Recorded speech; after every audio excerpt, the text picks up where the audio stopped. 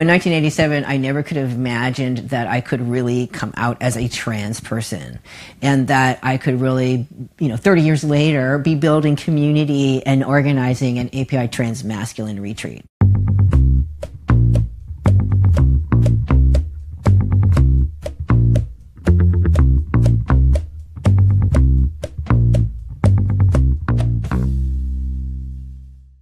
We're bringing you a 5-part series on queer and trans Asian Pacific Islander history. But in doing research for this project, we found that a lot of the early history is very lesbian and gay focused, which left us wanting to learn more about trans and genderqueer organizing. So to find out more, we decided to go to Oakland to talk to folks at the Transgender Law Center.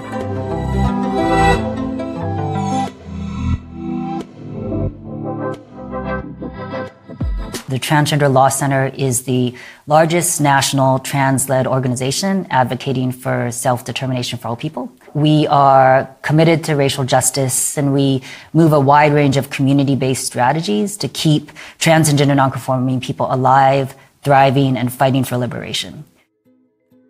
So these are flyers and information about API TransFusion, which as far as I know, it was likely the first, or at least one of the first, national gatherings for Asian and Pacific Islander trans masculine people here in the US. It was really important that API TransFusion happened, particularly that it happened when it did. 2017, under the new administration, has been a particular moment for the trans community, a particular moment for the Asian and Pacific Islander community, where we've just seen an incredible increase in violence, in hate, and in discrimination. And I think what struck me the most about being at API TransFusion was the opportunity to connect with and hear from API transmasculine people who are really elders, and to be able to hear from them about what it was like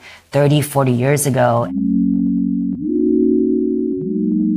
After talking with Chris, we realized that if we were going to find out more about the beginnings of API transmasculine organizing, we'd have to dig into what was happening in the 70s and 80s, even before much language or awareness around trans identities existed. So to help us out on this front, we decided to go to San Francisco to talk to Trinity Ordona, a Filipino-American lesbian who's been a civil rights activist for more than 40 years.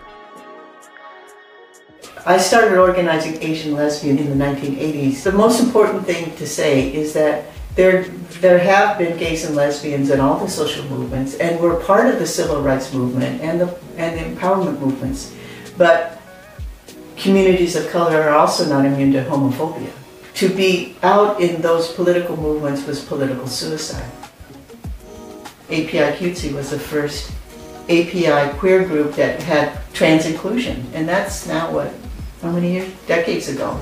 25, almost 25 years ago. That's how you get API, queer women and transgender community.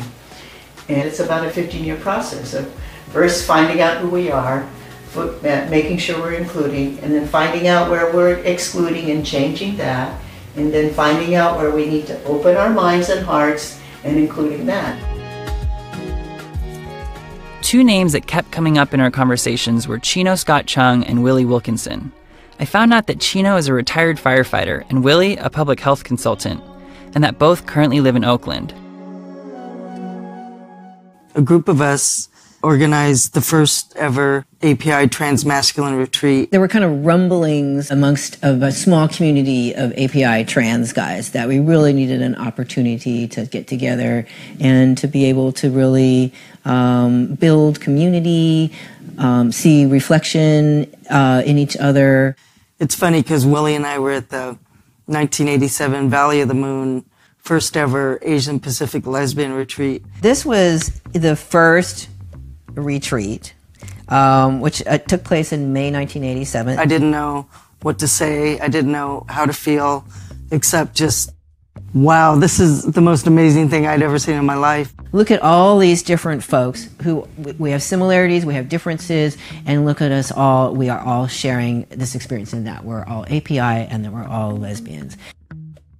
I started working with organizing the Dragon Club in 1995, a very small group of folks who at that time called ourselves Butch FTM. You know, we were Butch, we were FTM, female to male. That's the language that we used back then. And basically we were in different places on a transmasculine spectrum. As a trans community started growing and started becoming more visible, you know, then I just really changed my identity from butch to trans and felt like that was more who I was. You know, we were all coming out of the lesbian community. Part of our work at that time was also helping the larger API folks understand trans issues, and that was a process. Many people saw us as traitors, you know, that it wasn't okay to be trans, and we were really just trying to understand who we were in terms of our gender and what that meant.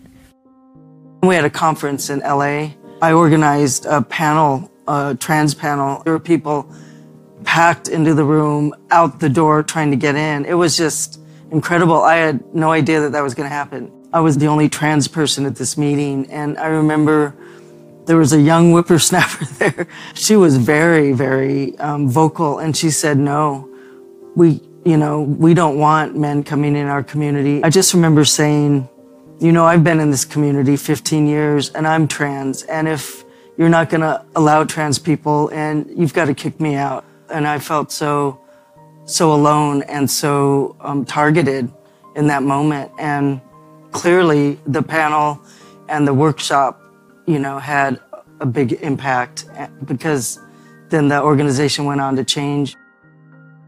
When I look back at it, I am really proud that our community really did the work to really try to understand that and change their name and be embracing of different experiences and identities.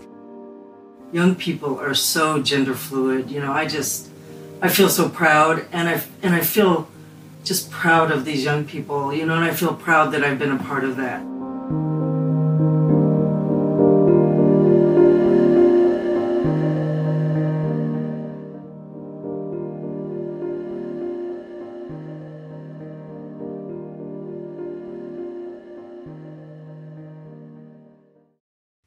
Hey, NBC News viewers, thanks for checking out our YouTube channel. Subscribe by clicking on that button down here, and click on any of the videos over here to watch the latest interviews, show highlights, and digital exclusives.